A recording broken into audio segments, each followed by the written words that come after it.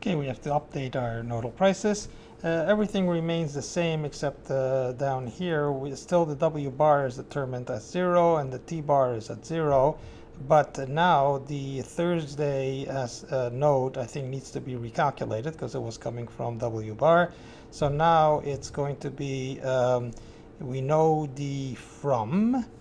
And so the 2 is the from minus the cost, which is 1, and so this time this cost needs to be changed to -1. Now that we're at it, we might as well finish to see. Now, if you notice, I kept some of the check marks in there in terms of feasibility, because nothing, if the nodal prices haven't changed, then nothing else will change. So the only one that we have to check really is this, is the one that we just removed. Let's see, we're dealing with a lower bound. It's at 0 right now. So for lower bound, we're doing f minus t from, which is 0 minus 1, which is 1.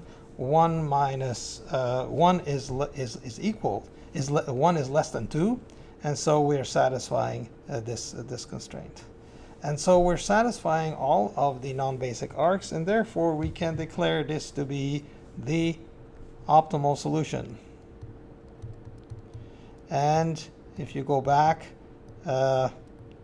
what it's telling us is that we use the regular laundry except for Monday. Well, you can compare this. You can compare this picture here with a picture that we did some time back and see that it is exactly the same.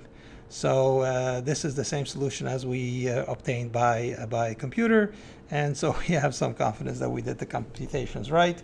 And I encourage you to try some additional problems. Now, one of the things that didn't quite happen is the preponderance of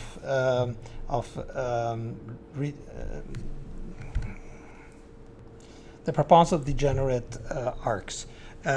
We didn't have many of those, but when you do problems that involve 0 and 1 bounds, which are a lot of networks that have 0 and 1, 0 lower bound and 1 upper bound, you'll realize all the time that you're dealing with degenerate solutions, and so I've prepared you.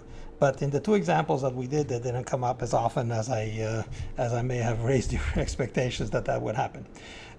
Just as a final remark, this network simplex algorithm was not in existence when I was in school. Not that I'm that old, but it came around in the 80s and 90s, and it's really been refined. And the reason for doing so much detail on this, you may wonder if we need to really know what's under the hood to this extent, is because it shows you something about the development of algorithms and how algorithms are based on other results from other areas, like we're combining graph theory, we're with a spanning tree result, we are combining the upper bounds, the way that they're handled, we're combining the duality results, and so things get put together and you base one result on another, and you come up with an extremely efficient solution. We implemented this algorithm internally for generation scheduling, and we didn't need to go to any codes. The algorithm is quite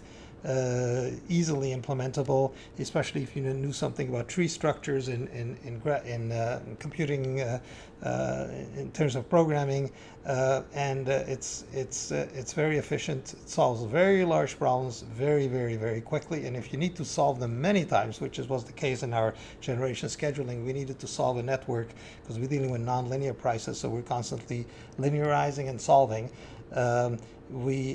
It worked extremely well. And so I wanted to give some idea about what is there in terms of development of algorithms. Okay.